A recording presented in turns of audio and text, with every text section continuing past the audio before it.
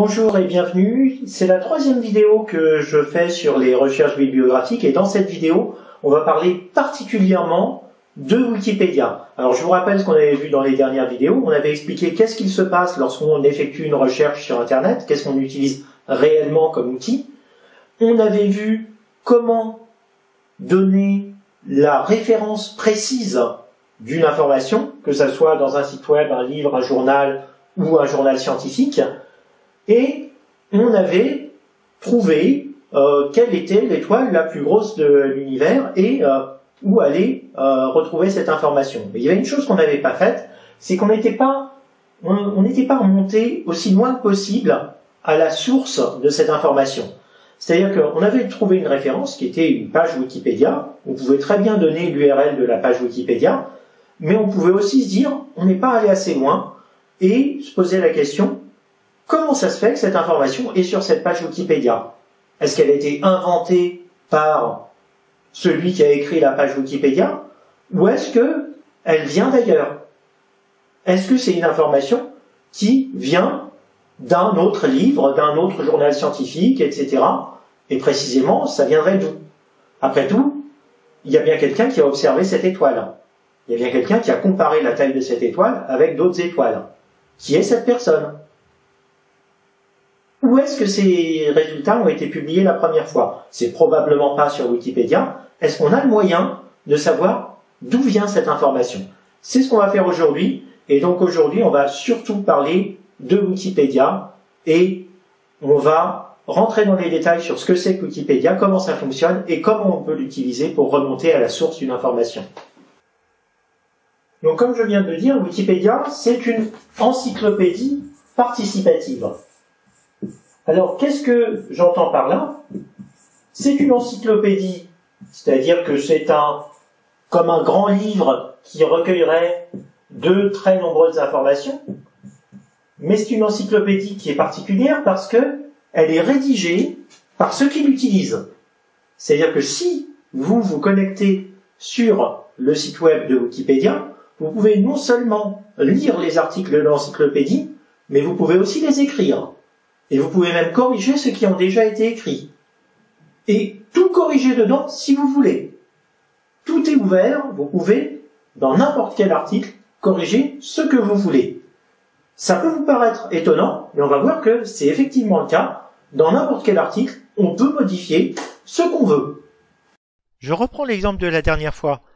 Cet article qui s'appelle « Liste d'étoiles par taille décroissante », eh bien, on va regarder un petit peu à quoi ressemble la page web sur laquelle on est.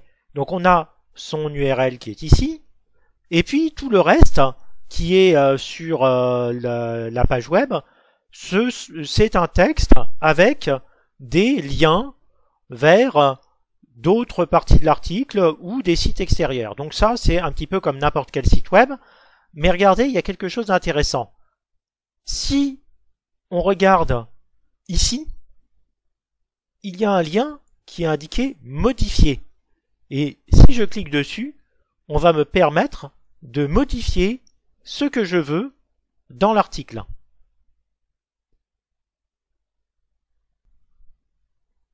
Et donc, maintenant, je suis dans un mode de modification de l'article.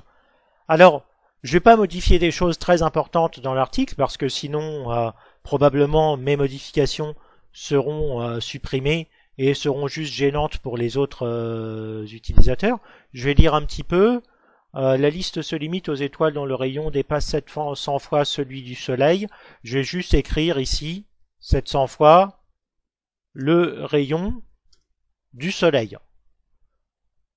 Et puis je publie la modification. Alors, ça n'a pas un grand intérêt, donc je mets modification mineure.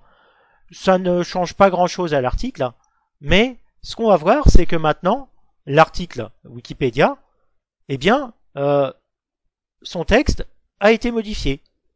On dit, arbitrairement, la liste se limite aux étoiles dont le rayon dépasse 700 fois le rayon du Soleil.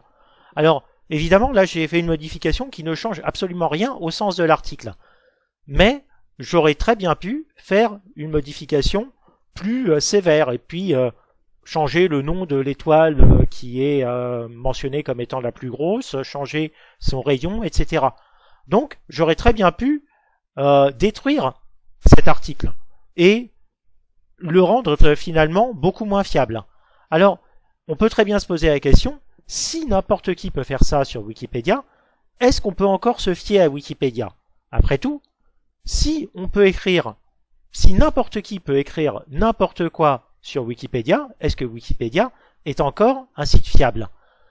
Eh bien, en fait, ma réponse va peut-être vous étonner, mais je pense que c'est justement parce que n'importe qui peut écrire n'importe quoi sur Wikipédia que Wikipédia est un site qui est beaucoup plus fiable que les autres. Alors, je m'explique un petit peu. N'importe quel site web a un auteur. Tous les sites web sur lesquels vous allez, eh bien, il y a des gens qui les ont écrits. Wikipédia a ce site particulier que c'est un site web que vous pouvez vous-même modifier. Mais vous ne pouvez pas modifier les autres sites web. Donc finalement, lorsqu'on reproche à Wikipédia d'être modifiable par n'importe qui, eh bien, après tout, on pourrait faire un reproche similaire à tous les autres sites web. On peut très bien dire que n'importe qui peut publier n'importe quoi sur Internet. Et c'est vrai. Que ça soit dans Wikipédia ou sur un autre site web. La différence entre Wikipédia et les autres sites web, c'est justement que tout le monde peut modifier le contenu d'un article Wikipédia. Donc lorsqu'on y écrit des bêtises, eh bien quelqu'un peut très bien passer derrière et modifier l'article à nouveau pour le rendre correct. Et en général, c'est plutôt ce qui se passe. Donc il se trouve que sur les sujets scientifiques, Wikipédia est plutôt fiable. On peut tout à fait utiliser Wikipédia pour répondre à des questions scientifiques parce que l'ensemble des utilisateurs sont plutôt bienveillants et utilisent correctement cette page web. Alors il se trouve que Wikipédia a également un certain nombre de règles que les utilisateurs suivent ou pas, mais qui sont globalement suivies par les utilisateurs en général. Parmi ces règles, il y en a une importante qui est que on doit toujours donner la source de son information, ou au moins une référence pour chaque information qu'on introduit dans un article. Si on ne le fait pas, eh bien les autres utilisateurs vont très vite se rendre compte qu'on met des informations qui ne sont pas sourcées, et ils vont réclamer qu'on donne les références de nos informations. Donc, très souvent, les articles Wikipédia vont avoir des références. Alors, comment elles se présentent? Eh bien, par exemple, comme ceci. Regardons de nouveau dans la liste des plus grandes étoiles. En face du nom d'étoile Stephenson de 18, on a le rayon qui est donné, puis vous voyez, il y a un petit nombre qui est écrit en exposant, donc en petit en haut à droite. C'est ce petit 1, et c'est un lien. Si je clique dessus, je suis amené à la toute fin de l'article, et qu'est-ce que vous pouvez lire ici? Eh bien, tout simplement, la référence d'un article dans un journal scientifique. Donc, je vous le montre en retirant mon visage de l'image.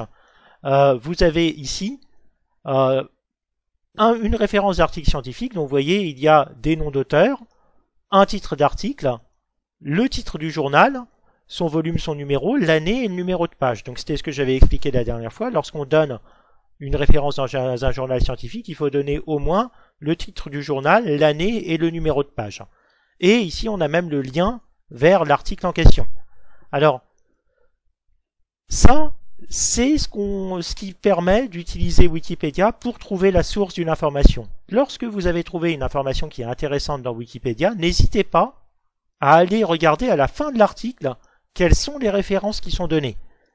C'est ainsi que vous pourrez remonter à la source d'une information lorsque vous utiliserez Wikipédia ou lorsque vous utiliserez certains livres, certains dictionnaires, certaines encyclopédies que vous trouverez en bibliothèque et qui également vous renverront vers la source de leur information. Pour conclure cette série de vidéos sur les recherches bibliographiques, je voudrais vous donner quelques conseils ou vous faire part de quelques réflexions. On dit parfois que aujourd'hui, avec Internet, on a la connaissance au bout des doigts. Il suffit de déplacer ses doigts sur l'écran d'un téléphone portable ou sur le clavier d'un ordinateur pour avoir les réponses à toutes les questions que l'on peut se poser. Mais en fait, c'est pas tout à fait exact. Lorsque on effectue une recherche sur Internet, on utilise des outils. Ces outils, c'est un ordinateur, un système d'exploitation, un navigateur web et un moteur de recherche. Au moins, ce sont tous ces outils-là. Sachez bien les reconnaître, les identifier, et puis je vous encourage aussi à commencer à apprendre un petit peu leurs avantages, leurs défauts, comment ils fonctionnent, car tous les moteurs de recherche ne vont pas vous donner les mêmes résultats à chaque recherche. Et même un même moteur de recherche peut donner des résultats différents si c'est plusieurs personnes différentes qui vont l'utiliser. Je donne simplement l'exemple de Google. Il va utiliser toutes les recherches que vous avez faites avant pour vous orienter vers certains résultats de recherche qui, d'après l'algorithme de Google, vous conviendront mieux. Mais est-ce que c'est vraiment ça que vous voulez? Est-ce que vous ne voulez pas plutôt la réponse la plus exacte possible à votre question? Autre chose à quoi il va falloir faire bien attention, c'est ne vous contentez pas de la réponse à la question que vous vous posiez. Il ne suffit pas, lorsque vous faites une recherche sur Internet, de regarder la première réponse qui jaillit de l'écran de votre ordinateur et de vous dire « c'est bon, j'ai la réponse à la question ». Non, regardez d'où vient cette réponse. Essayez de savoir qui vous a donné cette réponse. Qui vous répond que l'étoile la plus grosse qui existe, c'est Stephenson de 18. Je ne vous garantis pas que c'est la bonne réponse. Par contre, c'est la réponse qui est fournie par quelqu'un. C'est une réponse qui vient de quelque part. Il vaut mieux savoir d'où vient cette réponse. Donc, allez au fond des choses, allez chercher la source de vos informations. Enfin, troisième conseil, gardez votre esprit critique. N'importe qui peut affirmer n'importe quoi sur Internet, que ça soit dans un texte ou dans une vidéo. C'est extrêmement facile pour n'importe qui aujourd'hui de publier quelque chose sur Internet, dans Wikipédia ou ailleurs. Donc pour résumer, ne vous contentez pas de poser une question à un ordinateur. Rappelez-vous quels sont les outils que vous avez utilisés et sachez connaître les avantages et les inconvénients des différents outils que vous avez utilisés. Ne vous contentez pas de la réponse qui vous est donnée.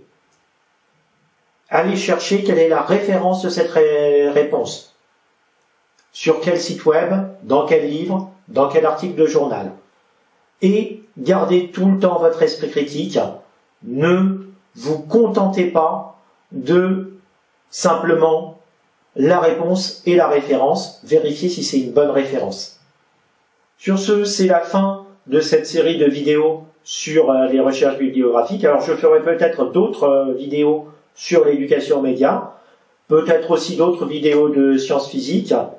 Et je vous dis à bientôt. Vous pouvez vous abonner si vous voulez avoir les notifications. Vous pouvez également activer la cloche. J'espère que cette vidéo vous a été utile et je vous dis à bientôt. Au revoir.